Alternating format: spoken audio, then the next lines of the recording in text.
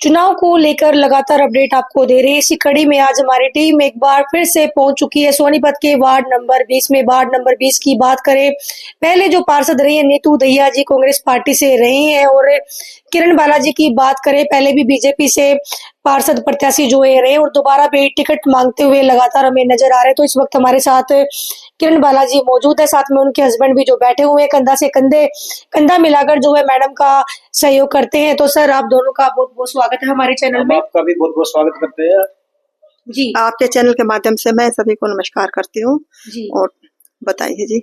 Ma'am, अगर ward number 20 की बात करें, आप पहले भी भाजपा से प्रत्याशी रही हैं और आपने काफी कड़ी टक्कर जो है कांग्रेस के जो प्रत्याशी थे उनको दी थी, लेकिन कुछ कारणों से आप कुछ वोटों से रह गई थी।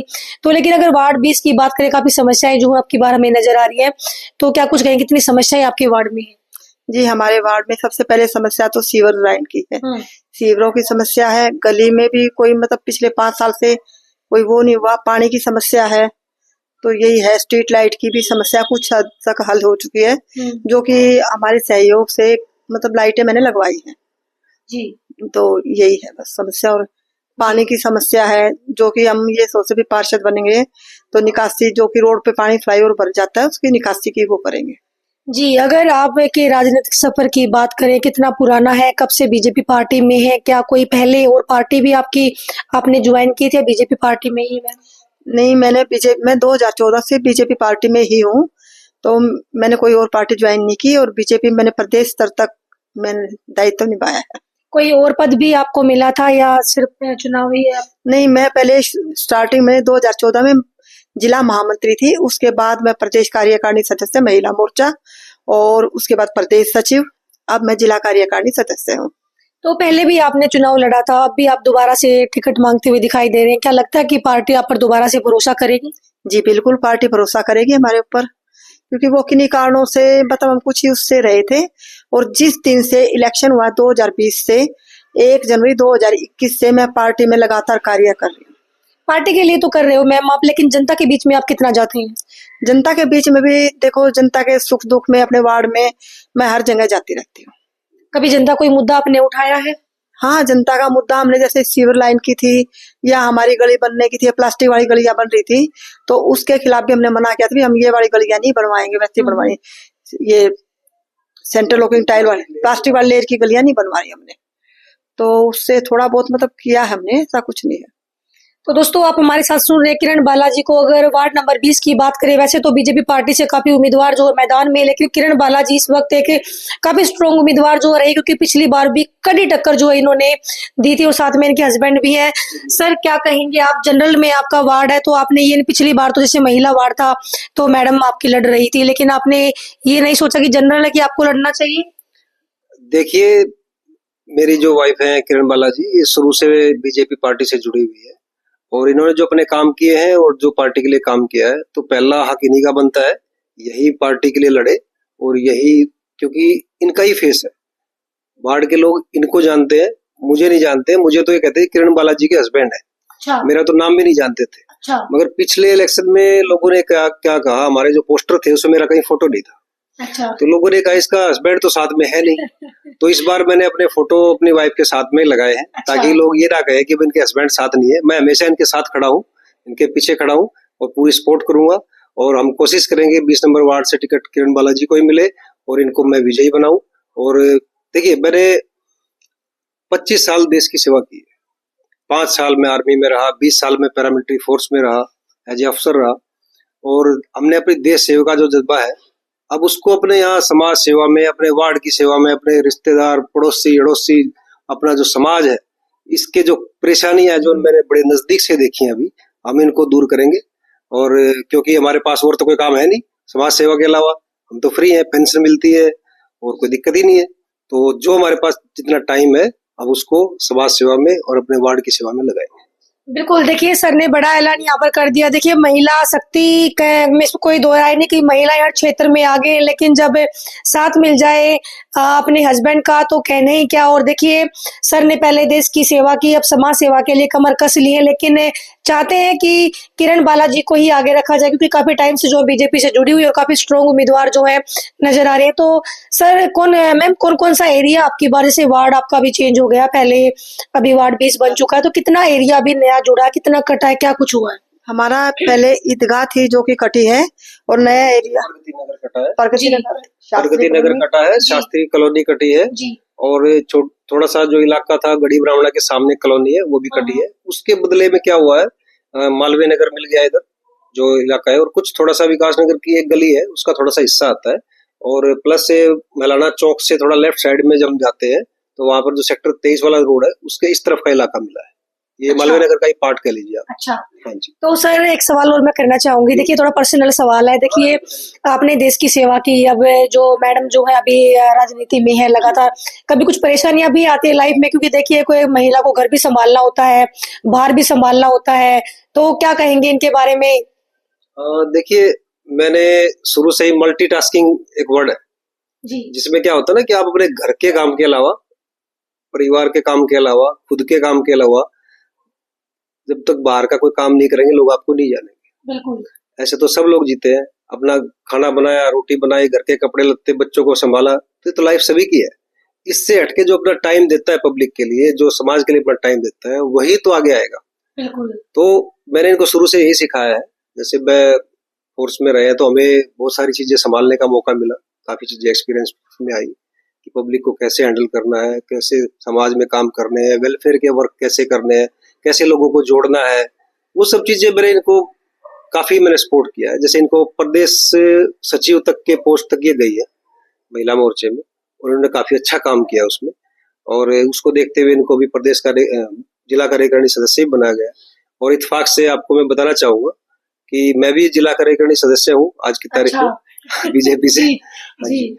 और मैं बीजेपी को मैंने बहुत नजदीक से देखा है। मैं माननीय स्वर्गीय अटल बिहारी वाजपेयी जी की जो क्लोज प्रोटेक्शन टीम होती है उसमें मैं 6.5 साल काम किया हूँ, और मैं पीएम हाउस में ही रहा हूँ 6.5 साल। तो मुझे वहाँ बीजेपी को बहुत नजदीक से देखने का मौका मिला है, उनके विचार सुने हैं, उनके भाषण सुने हैं, जितने भाषण उन्होंने दिए, हर एक पब्लिक मीटिंग में, हर एक जगह इलेक्शन के टाइम पे हम साथ में ही रहते थे, तो सब सुनते थे। तो उससे हमारे विचार और हमारा जो माइंड सेट है वो बदली हो गया, और बीजेपी की तरफ पूरा झुकाव है, दिलो जान से, जी जान से हम बीजेपी के लिए काम करेंगे। सर बहुत अच्छा आप बोलते हैं, सच में। आपने एक्चुअली मतलब एक फौजी बंदा थे कि मैं दिल से रिस्पेक्ट करती हूँ, लेकिन आपकी बातें सच में मोहित करती, जिस तरीके से आप बोलते हैं सर, वाकई में सैल्यूट है आपको।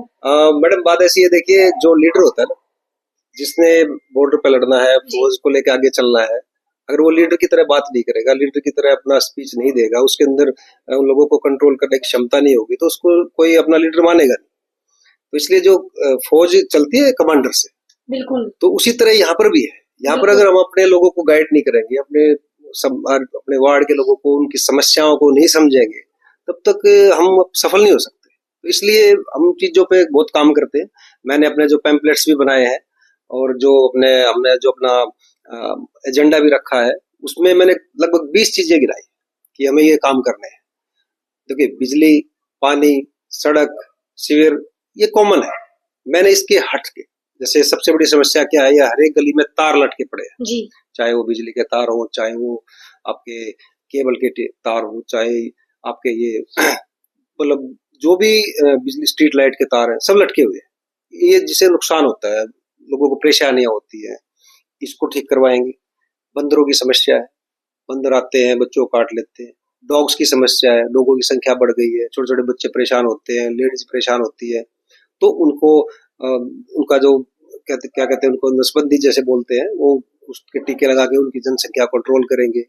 दूसरा, हमारे वार्ड में और एक बड़ी समस्या गढ़ी घसीटा में, खासकर यहाँ पर जितने मकान है ये अधिकतर लीज के मकान है, और इन लीज के मकानों की रजिस्ट्री नहीं होती है। तो गवर्नमेंट ने पीछे ऑप्शन दिया था कि सर्कल रेट पर रजिस्ट्रियां करवा ले। तो हम गवर्नमेंट के ऊपर प्रेशर तो नहीं डाल सकते, बट रिक्वेस्ट करेंगे, अपना मुद्दा उठाएंगे कि एक मिनिमम रेट पर सर्कल रेट में इन मकानों की रजिस्ट्रियां हो जाए, ताकि इनको मालिकाना हक मिले, और ये लोग भी अपने जमीन को, अपने मकान को अपने दूसरे को ट्रांसफर भी कर सके, इसके ऊपर लोन ले सके या बेच सके, जैसे रिक्वायरमेंट है। अभी तो क्या है ना कि वो कुछ कर ही नहीं सकते, मालिक होते हुए भी मालिक नहीं है। एक ये सबसे बड़ी समस्या है। और मेरी 2 चीजें और है जो मेरे दिमाग में चल रही है, जो मुझे फोर्स से मिली है।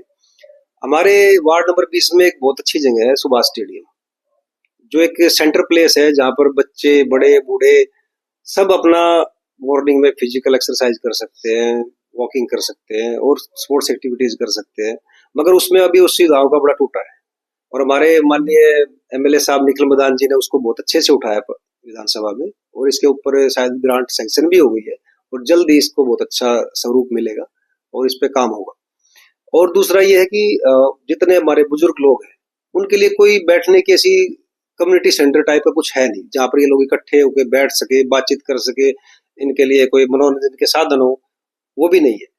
पार्क है 2, उन पार्क का मेंटेनेंस भी ज्यादा अच्छा नहीं है। मेरे वार्ड में कोई पार्क नहीं आता है, हमारे वार्ड में 20 नंबर वार्ड में एक भी पार्क नहीं है देखा जाए तो इसलिए मैं कोशिश करूंगा कि पार्क की तो खैर स्पेस है नहीं कहीं, बट ये एक स्टेडियम है और प्लस एक कम्युनिटी सेंटर या कुछ जहाँ पर लोग गेट टुगेदर हो जाए, छोटा मोटा पार्टी शार्टी कर सके, जहाँ पर लोग अपने परिवार के कोई फंक्शन है उसको ओकेजन है, जैसे छोटा राम धर्मशाला है हमारे वार्ड में आती है तो वहां भी कर सकते हैं। नहीं तो क्या करते हैं, स्कूल का प्रांगण हायर कर लेते हैं किसी छोटे स्कूल का, और कोई छोटा मोटा कम्युनिटी सेंटर या कोई चौपाल है उसमें भी कर लेते हैं, मगर उसमें वो सुविधाएं नहीं है। बेसिक बिजली की प्रॉब्लम मिलेगी आपको, साफ सफाई नहीं होगी और पानी की प्रॉब्लम आ जाएगी। तो इन चीजों को मैंने बड़े नजदीक से देखा है एक जगह जाके। मैं चाहता हूँ कि जब हमारे पास ऐसा कुछ हो तो हम इन चीजों को सबको दूर करें और लोगों को सुविधाएं मिले। जी, तो दोस्तों आप सुन रहे थे वार्ड नंबर 20 से किरण बालाजी को। मैडम, एक सवाल मैं आपसे और करना चाहूंगी, बाकी सारी चीजें तो हो गई कि आप वार्ड के लिए क्या करेंगे। अगर पार्टी आपको मौका देती है, अगर आप पार्षद बन जाते, जनता आपको जिताती है, तो आप ये काम करेंगे, वो आपने असर ने अभी हमें बताए। लेकिन जिस तरीके से एक सुलझे हुए हस्बैंड, एक एजुकेटेड बंदा आपको मिला है, हर तरीके से सपोर्ट करते हैं अपने हस्बैंड के लिए, 2 शब्द आप क्या कहना चाहेंगे? जी, मैं जो कुछ भी हूँ आज इन्हीं की वजह से हूँ, क्योंकि मैं मतलब एक घरेलू महिला थी, इन्होंने ही मुझे मतलब स्कूटी सिखाना, चाहे मेरे को बाहर निकालने के लिए, क्या बात है, हर चीज के लिए इन्होंने मुझे अप्रिशिएट किया बहुत ज्यादा। अच्छा, कार सिखाने की कितने बच्चे हैं मैम? बच्चे 2 बच्चे हैं। 2 बच्चे कितने बड़े हो गए अभी? बेटी बेटा 28 बेटी है 2 हमारे पास जी। दोनों बच्चे मेरे स्टडी करने के लिए बाहर गए थे। बेटा कनाडा में है, बेटी यूके में है। अच्छा, अभी बेटी की स्टडी कंप्लीट हो गई है, वो जॉब कर रही है वहाँ पे, और बेटे का भी अभी इसी महीने में कंप्लीट हो जाएगा, अप्रैल में उसका भी कोर्स, उसके बाद उसकी भी जॉब वहाँ पहले से डिसाइड हो गई है। तो उनकी तरफ से मुझे कोई समस्या नहीं है। मैं भी लोगों को ये गाइड कर सकता हूँ कि अपने बच्चों पे इन्वेस्ट करना चाहिए, क्योंकि मैंने अपना पूरा जिंदगी का जो भी मेरे पास था मैंने सब कुछ अपने बच्चों पे इन्वेस्ट किया है, ताकि इनकी लाइफ सफल हो। और जब बच्चे सफल होते हैं तो माँ बाप अपने आप सफल हो जाते हैं। अच्छा, अगर मैडम पार्षद बन गई तो मैंने तकरीबन जगह देखा कि पार्षद पति आपको बोला जाएगा, तो कैसा लगेगा? मुझे लोग पार्षद पति नहीं बोलेंगे। एक्चुअली क्या, जो मेरे पुराने फ्रेंड है, मैं MA BEd हूँ। स्टार्टिंग में मैं गवर्नमेंट में टीचर लगा था मटिंडो स्कूल में, तो मेरे बहुत सारे जो फ्रेंड है पुराना, मेरा जो कॉलेज मेट्स है, वो सब मेरे को टीचर ही बोलते हैं, आज भी मास्टर जी बोलते हैं। अच्छा जी। हाँ जी। बाद में मैं आर्मी में चला गया, उसके बाद मैं फोर्स में इंस्पेक्टर बन गया, तो बहुत सारे जो बाद के लोग हैं वो मुझे इंस्पेक्टर के नाम से जानते हैं। तो ऐसा कुछ नहीं है कि मैं इनके पार्षद पति कहलाऊंगा। पार्षद पति वो होते हैं जो मतलब खुद पॉलिटिक्स से जुड़े रहते हैं और उनको टिकट नहीं मिलती है, और वो लोग मतलब उनकी वाइफ टिकट लड़के मतलब पार्षद बन जाती हैं, तो वो पार्षद पति बोले जाते हैं। बिल्कुल। मैं इसको मतलब ऐसा नहीं कहलाना पसंद करूंगा कि मैं पार्षद पति बोला जाए, मुझे किरण बाला का पति बोला जाए, ये बेटर है। जी मैम, क्या संदेश अपने वार्ड 20 की जनता को आप देना चाहेंगे? मैं वार्ड 20 की जनता को बस मुझे एक मौका दीजिए जिससे कि मैं प्रूव कर सकूं भी क्या मैं कर सकती हूँ, बस एक मौका दे मुझे। देखिए दोस्तों, किरण बालाजी को आप सुन रहे हैं, वार्ड 20 से लगातार बीजेपी पार्टी से टिकट मांगती हुई दिखाई दे रही। इतना अच्छा परिवार, इतनी अच्छी जोड़ी जो है लाइव तस्वीरों में आप देख पा रहे हैं, और एक मजबूत इरादे के साथ मैदान में। अब देखना ये कि आप लोग कितना भरोसा किरण बालाजी पे करते हैं और क्या पार्टी इनको मौका देती है। अगर पार्टी इनको मौका देती है तो आप लोग इन पे कितना भरोसा जो है करते हैं। लगातार वार्ड 20 को लेकर अपडेट आपको देते रहेंगे। आप लोग भी कमेंट करके बताएं कि अब की बार जनता की पसंद क्या है। वीडियो को शेयर भी करें, लाइक भी करें। लगातार चुनाव के अपडेट के लिए जुड़े रहे। जय हिंद, जय हरियाणा, जय भारत। नमस्कार।